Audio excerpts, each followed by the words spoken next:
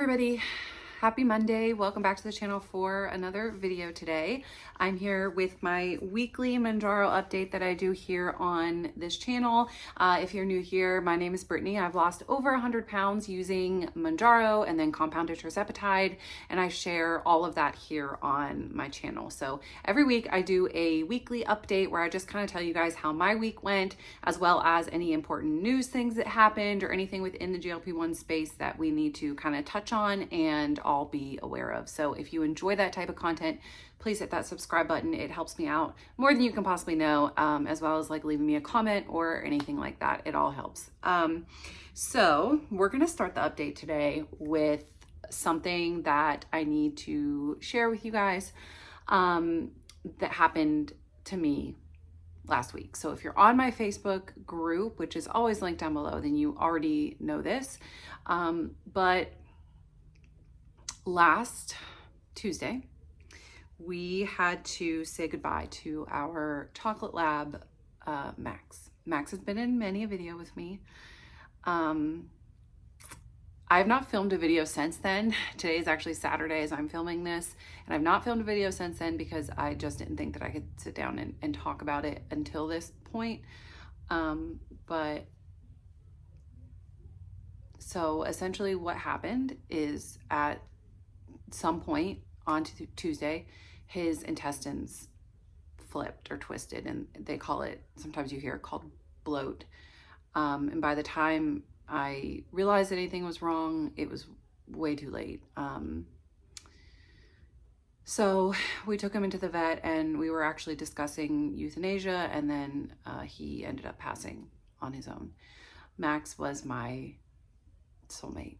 He imprinted on me 100% and was my little shadow and followed me everywhere all the time, and I am feeling his absence. So that's where I was last week. I know I didn't make any other videos after Tuesday because I just couldn't do it, and I still am having trouble doing this right now. I know that it'll get better, and I know that, you know, he's in a much better place.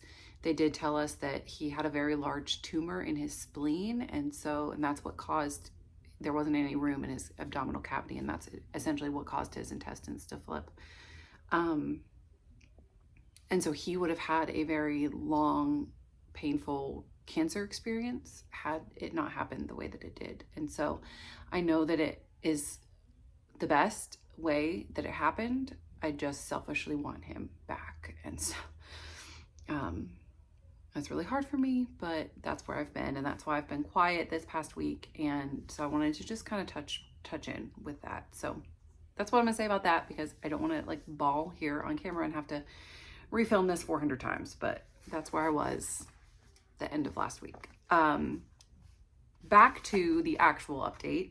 As far as my weigh-in this week, I did actually weigh in. I told you guys that I'm going on a cruise. We actually leave tomorrow. If you're watching this, I'm on the cruise. And I wanted to weigh before, and then I'm gonna actually wait like a week after and then weigh myself again for the second time, so I don't weigh right when we get home from the cruise and have a huge gain or whatever. So I weighed in this morning at 148, which is actually the first time that I've ever been I don't think I've ever in my life been in the 140s. Like, I think I skipped that. But I also recognize that that is very largely to do with the fact that I was not in a healthy place this week, and so I wasn't eating and all of that the way that I should have been. I recognize that that probably won't stay around that way, but I did lose a couple of pounds this week. And then Chris's weigh-in, if you remember last week, Chris actually had a quote-unquote bad weigh-in. He weighed 180.6, and that was a bit of a gain for him. It was like a 4-pound gain for him. And this week he weighed 178.2, so he lost 2 pounds, and I think he's happy with that. Also, I forgot to mention that we are packing currently for our cruise, so all of this stuff, let's just ignore it, okay? So as far as my week goes, I did go back to weekly injections. I mentioned last week that I think I've just kind of got to I feel like I'm trying to fight my body too much into stopping losing weight if it's not ready to, or whatever. I'm not increasing my dosage anymore. I'm sticking at around a 5 milligram dosage, and I think that for right now, I'm just going to kind of hang out there and see what my body wants to do. So I did go back to weekly injections, and I also started a new vial this week. So the vial that I was using up until this week was a vial that had a May bud date. So I was like 2 weeks past the bud date on it, that I finished it up and took the rest of it. And the vial that I just started is a July bud date. So I actually have another July one. So I'll use this one in June and then that one in July. But I noticed more intense effects, I guess, it working a little bit better when I started this new vial. So it was pretty instant on Thursday when I took my injection that it all hit me. And I think that has to do with the new vial. And then, of course, just going back to weekly injections. So this was the first time that I had done a week. So I did the previous Thursday and then this Thursday. So I think that had something to do with it too. And of course, just the fact that I was spreading my dosage out before to 10 to 14 days could be why I didn't think it was working as much or felt less effects of it as well. So when you tie all that together, it probably is nothing, but I thought I would mention it. I do feel this being stronger. They're from the same exact pharmacy. They just had different bud dates. Okay, what else did I want to talk about? Oh, I did notice less food noise last week as well. I wrote that down.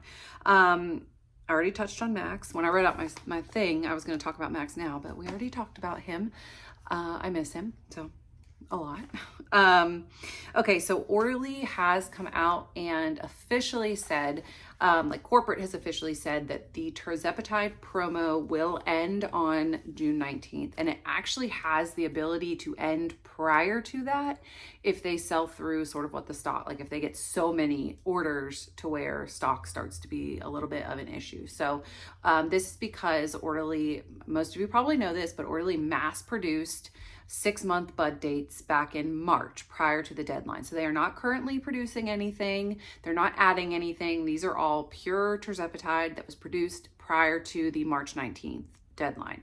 So the latest bud date, the last batch for them was made on March 14th. So it has a September 14th deadline.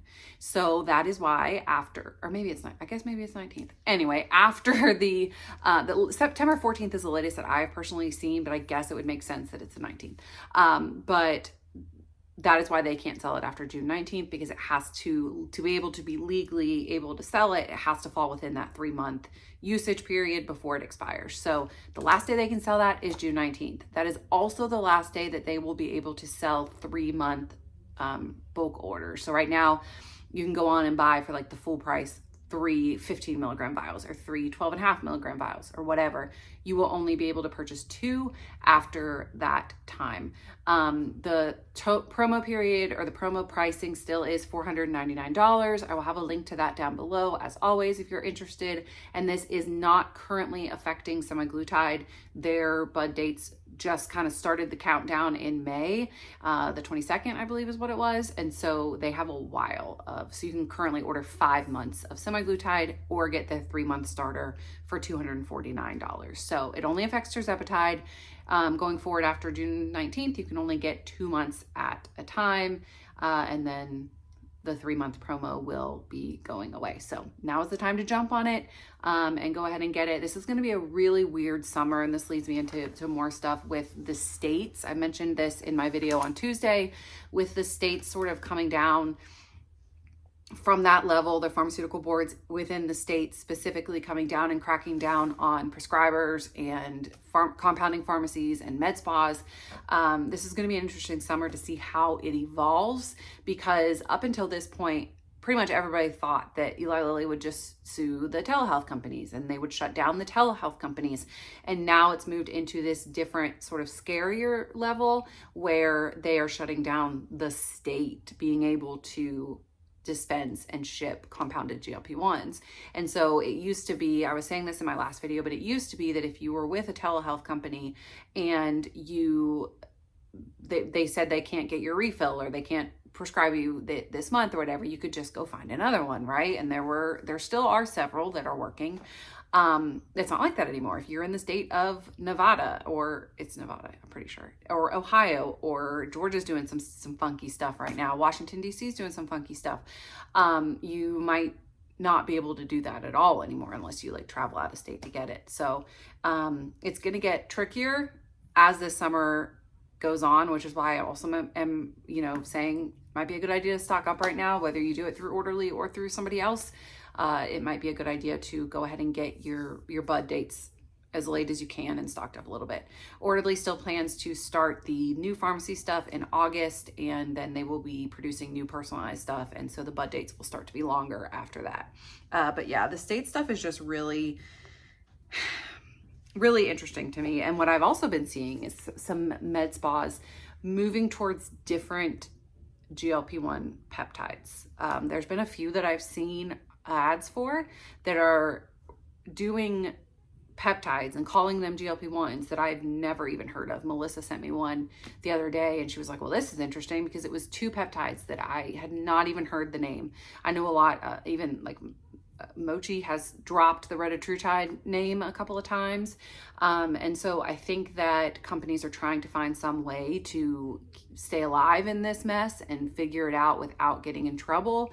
And it's just really sad that I say this every video lately, but it's sad that we're in this position. It's sad that we've been backed into this corner that we feel like we can't get out of without paying absolutely insane prices. And it's just so not fair. And I don't know, America, right? So that's my little update for today. There wasn't a whole lot in the news section aside from these states coming down. So essentially Nevada and Georgia's actually really gotten bad about saying that doctors are not allowed to prescribe the compounded versions of GLP-1s. And that's sort of what Nevada is actually saying, that pharmacies cannot compound them no matter the additive.